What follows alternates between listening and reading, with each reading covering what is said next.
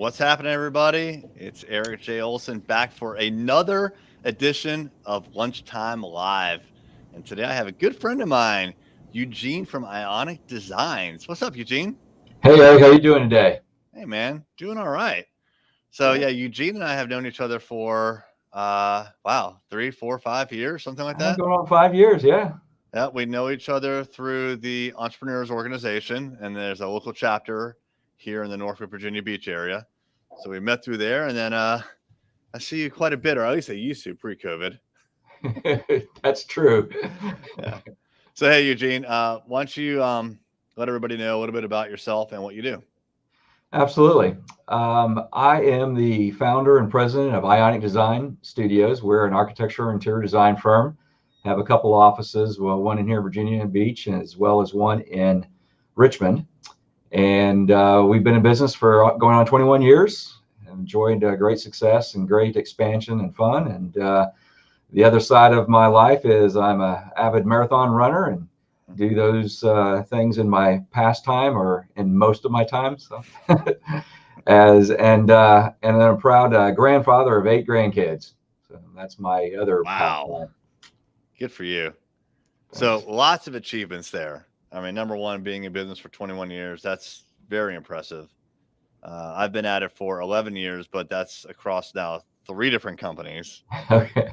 So you've been 21 years at one company, so good for you. And then obviously the grandchildren, that's amazing, man. Congratulations. Thank you. Yeah. So let's talk a little bit about your business. Like what do you guys focus in on? What kind of work do you do? Who's like your ideal client? Gotcha. So most of our work, it revolves around some core portfolios we have: office buildings, restaurant, retail, large portfolio, and church, religious type projects. And we have a number of other things that come along. Seems like we're doing quite a few of car washes recently, and veterinary clinics, something that seems to be a growing entity around there. So those are our primary project portfolios, but we work with anywhere between general contractors, some commercial realtors, as well as the owners direct is most of our contacts. Yep.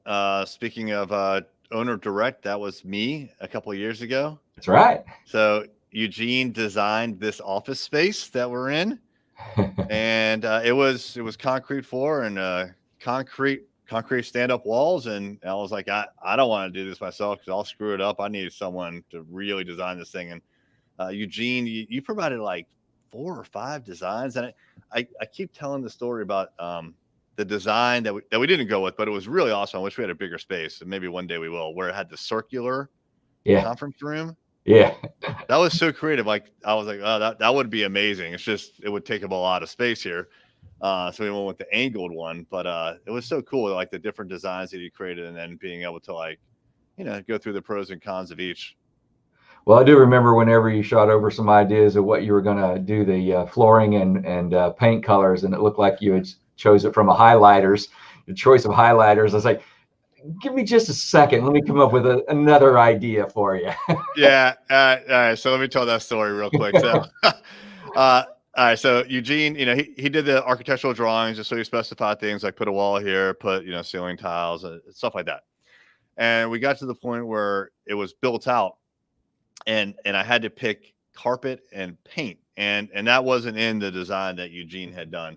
And so I went to Home Depot and I picked out with my daughter some colors, and my daughter picked out very bright colors, pastels, and I was like, so I called Eugene, and I was like, Eugene, I'm about to make a huge mistake here. Can you help me a little I don't think bit? you knew it was a mistake until I said.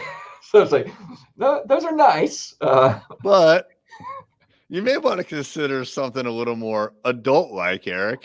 No, I appreciate it because I was lost. So you picked out amazing carpet. The colors are awesome. Different color schemes for the different areas. So thank you so much for that. Well, it was fun to see you guys grow into that too. I know you've continued to grow as well, so that's great. Oh, look at Elizabeth Duncan Hawker. You like the suit, huh? I was wondering if someone was going to comment on that. Yeah, you know, That well, is pretty snazzy. I like this, that. this is the last lunchtime live we're gonna do for the year and before Christmas. So I was like, you know what? Let me dress up a little bit for Eugene and Elizabeth. You'll have to see on my social media. They're going to launch out here either today or next week. I wore the full Grinch outfit in the entire office and did some fun little promos around. So those are about to be put out this week. So This week, cool. All right. So speaking of which, where would somebody go to see that? well, goodness, we have it all. We have a Twitter page. We have a Instagram page, which is pretty active on there often, as well as Facebook. For And Ionic or for those are the you for main your own ones. But I personal launched brand? some things out on LinkedIn as well, my personal LinkedIn and a business LinkedIn account. Okay. All right. So I want to say check out Ionic DeZign's social media for pictures of Eugene. What did you dress up as, the Grinch? It was the Grinch. Yeah, we did our production meeting, and I'm dressed up as a Grinch. So I'm not That's sure funny. what all my employees are necessarily enthralled with being on video and camera all the time with me. But you know what? It's good. You know, I was just having a conversation with Jake, our creative director, about the role of marketing very specifically to your ideal clients, and then also the role of just general brand awareness. Yeah, And so, yeah, yeah, what you were doing is just and about to launch is general brand awareness, right? exactly, So, exactly. I've always found great success in not necessarily taking myself so serious. I mean, there's a lot of, architecture is prestigious, and that's the lens that kind of a lot of people go with. But we have pushed to be um, very compassionate about what we do and the way we do it. But also, it's a serious step in somebody. They're spending maybe a couple $1 million on their building, and we like to make it fun along the way, not a stressful. So along with that, I make fun of myself so that they can laugh along with us. So it's that's good. great. No, I love it. Hey, so let's back up a little bit and talk Okay. about the beginning of the story. So, in particular, your business and your entrepreneurial journey. Like, how did you get started in your industry as an architect, and when did you start your? I mean, I know you started your business 21 years ago, but kind of like what led to that? Well, I think I always was destined to be my own business owner and move forward. The picture you can see behind on the wall was my dad's company. When I was only a year old, he started a tax accountant office in Oklahoma, where we grew up, and I was um, you know, just grew up in the office doing everything from little tiny tasks and all that. So I felt like my dad gave me the idea of becoming an entrepreneur long before I even know what that meant. But it started, like I said, 21 years ago. I was working in another firm, and there was a lot of decisions that were being made that didn't include me. The firm decided to go different directions, and I, in short, walked in and said, "Hey, I hear you guys have made a decision to go this direction. I understand. I appreciate it. Here's my notice." And there wasn't a plan. There was no big business, idea. It's just a principle of the matter. So I stepped out on faith, and that very 2 weeks later, I went forward and started a project. It's funny because I had mentioned to a couple of my friends that were football coaches. I coached rec league football and with my kids, and when we went out on the football field, I mentioned to a couple of contractors and friends that I knew that I was going to quit where I was working and looking for any kind of jobs. And so right after that, it was the joke that my team mom had been my team mom for 5 or 6 years, actually gave me the first project. We did a rebuild in McDonald's headquarters in Dominion Towers. And the contractor was a good friend of mine, another football coach, the guy who did the millwork, another football coach. And I always have said that they kept me from making too many mistakes on the first job out there. But that's where it started. And that was one job, and then another one came in, and another one came in. And then before I knew it, I had a small little business that was out of my dining room in the house. I did the exact same thing. Yeah, not architecture for McDonald's, but the dining room table For me, it only lasted 1 week, and then I had to go find some commercial space. Yeah. Mine lasted a couple of years, and we homeschooled our kids like so many's probably doing right now during the COVID. But that was the way we were raising our kids. There was a piano right in front of my desk. They'd be practicing piano. Thankfully, they were very good, so it wasn't nauseating or anything. Phone would ring. They would pause. I'd take my phone, message, call, and everything else, and hang up, and then they continue right where they left off. So it was, Oh, it wow. was an interesting start to the business. The whole family was in on it, huh? Yeah, yeah. That's really cool. So, I mean, especially with the first project that you had at McDonald's, that's a well-known brand, obviously, in Dominion Towers in downtown Norfolk. That's a well-known, iconic building in the area. Yeah. So, like right off the bat, it seemed like you had some work that you could put on a portfolio, which is pretty impressive. Good work that you could put on a portfolio. Yeah, to start off, it was a fantastic job. It was for about 16,000 square feet. They had been in there 10 years, and they wanted to update. And they initially offered me a position to help them do the construction administration for the job. I said, yeah, sure. I don't have a job, so that's anything. Gensler out of Chicago, one of the largest firms in the world, was doing the design work, but they just weren't hitting the target that the client was wanting. And so they came back and asked me roughly right before Christmas time, do you, would you be able to do the design? Absolutely. So move forward with it. And it's probably a feature project on our website, but it's a great looking, was a great looking space. Yeah. Unfortunately, a year later, they reorganized their offices. There was like 8 corporate offices around the country, and they decided to go down to 4, and guess which one got the axe? Yeah. But I got photos. Yeah. Actually, there's another project of yours that I'm aware of that got cut, which was the restaurant on the Chesapeake Bay Bridge Tunnel. Yes. Yeah. And because they're putting a new tunnel in, but I have to imagine you had huge complications with that project just because of where it's at and everything else. Well, it was amazing when we went through the whole process to do this for the tenant that was moving into the spot, because obviously Chesapeake Bay owns, the building, the island, and everything. But the timeline was a huge restraint, and so we had to jump through a lot of hoops quickly so that the restaurant could be fully open and operational by July 4th, when all the tourists were coming through. That had to be a key. So it was a challenge. But it was a fun project. When it was all finished, it looked fantastic, and I think over the years, while it was in operation, was a huge success for the restaurant owner that was taking it over. Oh yeah, I went there several times. So very nice. Here's a question from Sharina. How did you go about winning those contracts, these initial early contracts? What do you think set you apart?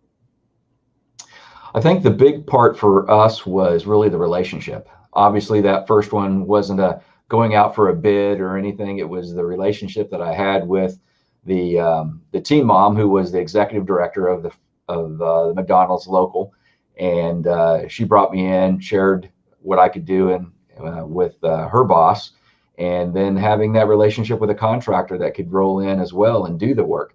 So that was really critical for the beginning pieces. More and more, I had clients come to me because they knew me.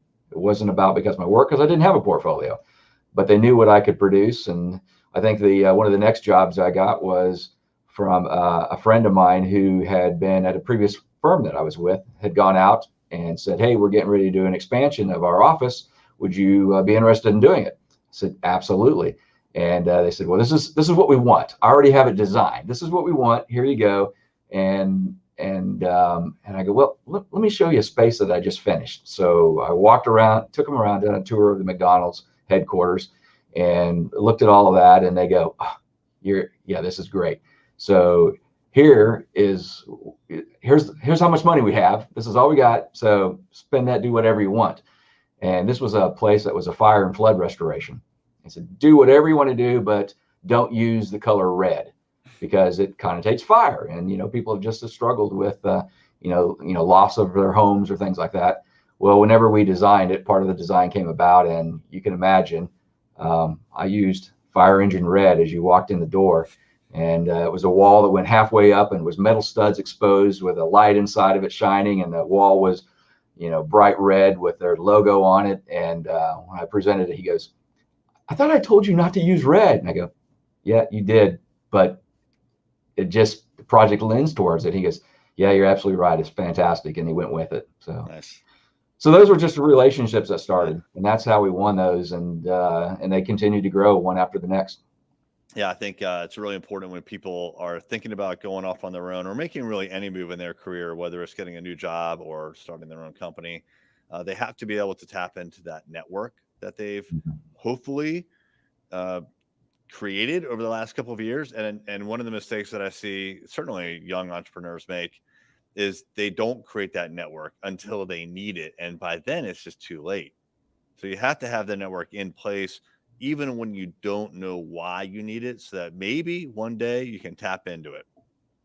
You're absolutely right, and that was one thing that just kind of jumping off of the cliff, so to speak, to start the firm. I didn't have a lot of local um, networking that I had done. I was working for a firm that did signage and graphics fabrication, and I did projects all over the country. So I didn't even have a lot of local work that I was doing. And I had just moved here, so I had only been in the area for 5 years. So I didn't even have a long term there. So there was a lot of things going against me when I first started. But absolutely, if you can have that network of individuals that you can count on or rely upon, or share your name, then that is a huge beginning. And that's what's helped continue us on in our business over the years, is those relationships that we continue to form. Totally agree. Looking back at the original question, what do you think set you apart? Now you've addressed a lot of that, but one of the things that I've noticed in your company name is designs is with a Z, Yes. not the typical S. Why was that? Well, I had started all the way back in college. They ask you to, when you're doing your one of your key projects, to create a fictional firm. And so I came up with Ionic Designs. Ionic being the column capital from the Greek um, orientation, and then going with that, and then designs. And initially, my first two letters of my first name was DE. And I don't usually share it, but Daryl is my first name. Nobody knows me Right. by that. So, and then E, and so it was DE Thompson. And so I took the DE and then separated with a Z. That's how it all kind of began, Ah, and kept that on there for, when I started the company. It's like, hey, I already have these blocks already created. I'll just use that name for a first project that came along, and it's been here now for going on that whole title block 25, 26 years. Used it even before I started the business. but you know what? It worked, right? And it sets you apart. Clearly, Yeah. like the very first time that I saw your company name, I was like, oh, that's different. And I remember it, right? So yeah, it's easy to remember. Hey, I did want to ask about you. You mentioned you have an office in Virginia Beach, Yes. and then you also have an office in Richmond, Virginia. How did that come about? So I Yeah. know a lot of the story, but like, can you tell people like why Richmond? How did you open an office in Richmond? Yeah. We had gone through the years of, goodness, and I see that we've acquired them about 5.5 years ago. And we had gone through the process of growth, trying to figure out how we were going to grow, what we could do, and actually had hired people to expand maybe multifamily, or hired people that had experience in office work. And none of them really helped us continue to grow organically. And so I knew I was going to have to do something different. We were doing projects in 20 different states across the country. And through all of that time, I had maybe 2 jobs in Richmond, 2 hours away, and I can't even get any jobs. And I knew the market was right there, and I just couldn't break into it. So one of the areas of expansion that we wanted to really focus our business on was religious work, and to do some design for churches. There was a firm that came available over in Richmond, and we looked at it and thought it was as a perfect match for us. It allowed us to do the acquisition, to have a fully 35 years of portfolio of church projects, but yet also bring our office, our retail, our restaurant jobs to Richmond. And that's it's taken a while to build it up. It took a while for the first 3 years to really get our name more acclimated to what we were doing, but it's been a huge success ever since. That's awesome. And then how often are you going to Richmond? I know in the past it was about once a week, maybe twice a week. Yeah, once or twice a week it used to be. Now it's through COVID, it's about once or twice a month. That's okay. Yeah, so not as much as I would like to, but the wonderful thing with Zoom is that we're still having meetings for we're probably about 30% of our jobs are still in Richmond. And some of those, that's quantity.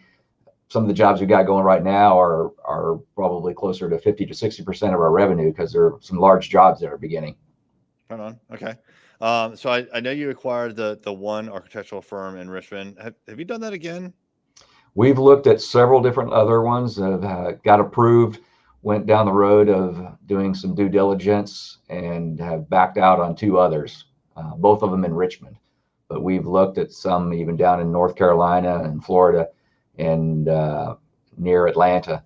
And as we go through the process, it's really a tedious part. Inside, my ego wants to close the deal and make it happen, but you've really got to look at the numbers.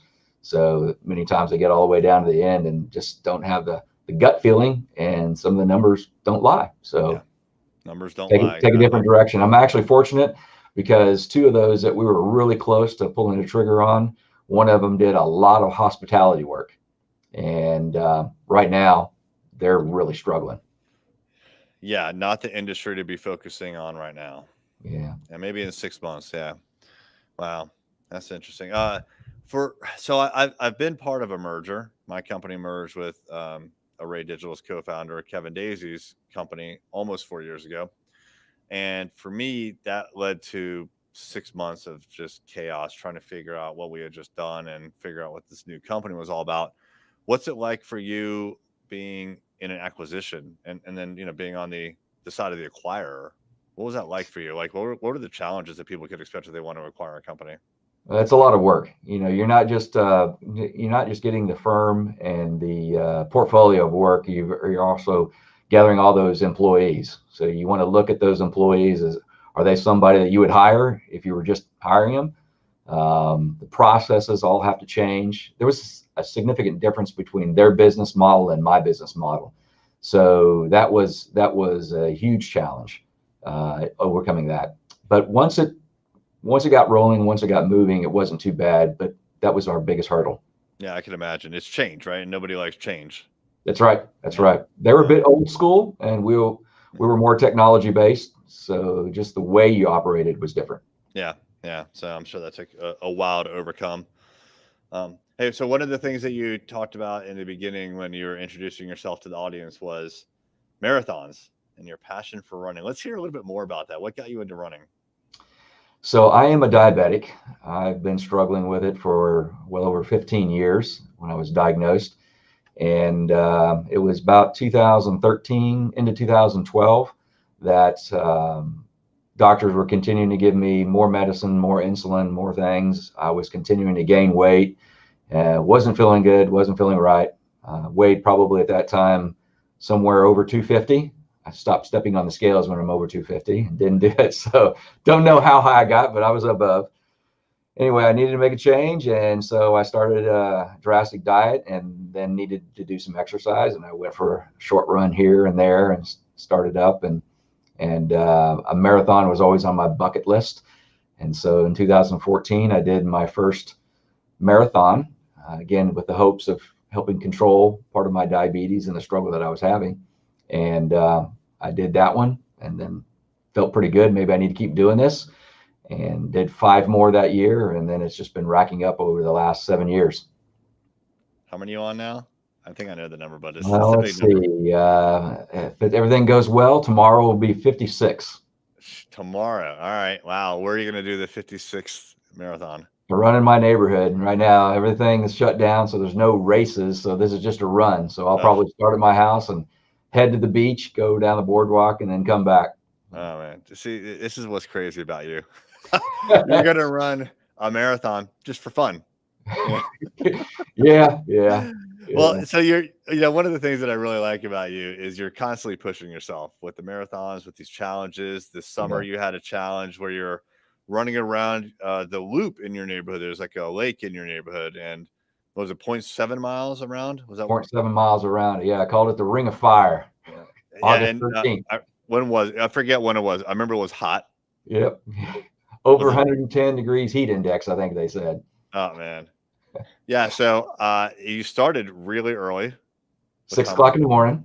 Okay. Yeah. And then I went over and I ran a lap or two with Eugene, and it was brutal. Like I didn't even want to be out there. And you had done, I don't even know how many, 35, 40, I don't know. 84 loops. So I got in 60 miles. So Yes. yeah, Again, just for fun, just to just challenge yourself. it was about bringing diabetes awareness. So it was a good thing, and we're continued. And now, of course, I think this November I turned 55, and I've been thinking about this for a long time that I really want to do something big for 55. When I turned 50, I ran 50 miles, and so now 55. What am I going to do for 55? So the whole Sammy Hagar song, I can't drive 55, but maybe I could run. So that's my goal right now, is to see how many marathons that I can run during my 55th year of life. Is the goal 55?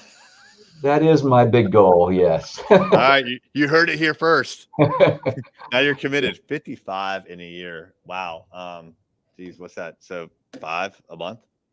Something like that. Yeah, at least one every week, and then a few extra thrown in there. So I have some back-to-backs that are coming up. But yeah, and I'm not necessarily in the perfect condition because just haven't been able to do the things that I normally do and push myself. But I'll get out there and I'll enjoy my run tomorrow, and I'll do one probably Saturday after Christmas, just for another one, and then maybe one more just before the end of the year. Yeah. So you ran enough where you decided that you wanted to actually run to bring awareness to diabetes. Yeah. Right? And I understand you started a nonprofit. Let's hear about that a little bit. So Run Eugene Run was kind of a spoof. And when it happened was everybody was joking me saying, "Run, Forrest, run." And they just threw in the Eugene. And as that kind of went along, it stuck. And I had struggled so much with my own diabetes. I really wasn't trying to encourage anybody to just go out and do a marathon or 10 marathons or anything else, but just to get up and move. And if me, being where I was, could work through some of the things that I had to deal with, then why not, share those experiences? So I've been doing that. I wear my shirts when I go for the marathon running, and I have been a constant push to encourage others that are struggling with their own diabetes. Again, That's not to be really an example to tell somebody to go run a marathon, but just to get up and move. So let's see. That's runeugenerun.com. Correct. Yeah. And then also, let's if we're kind of getting very close to the end here. So if somebody wanted to reach out to you about anything that they've heard today, whether it's working with you on their project for architectural design, or learning more about running, or maybe how running can help with diabetes, what's the best way to get in touch with you? So they can certainly reach out to me on any of the social medias. I'm the one that's pretty active on all of them. So I think you've mentioned some of the ones for Instagram and Facebook, but I also have Instagram and Facebook for Run Eugene Run. And I'm always responding to people's comments, and that's the easiest way. But you can also reach out just even through our website for Ionic anyway, ionicdesigns.com, as well as runugenerun.com. Cool. And I have posted both of those URLs out to social media. So yeah, if you have any questions for Eugene, hit him up on one of those URLs, or find him on Instagram or Facebook. Well, cool, Eugene. Hey, I really appreciate your time. Thanks so much. Well, thank you so much, Eric. I had a blast. Great chatting with you. Take care.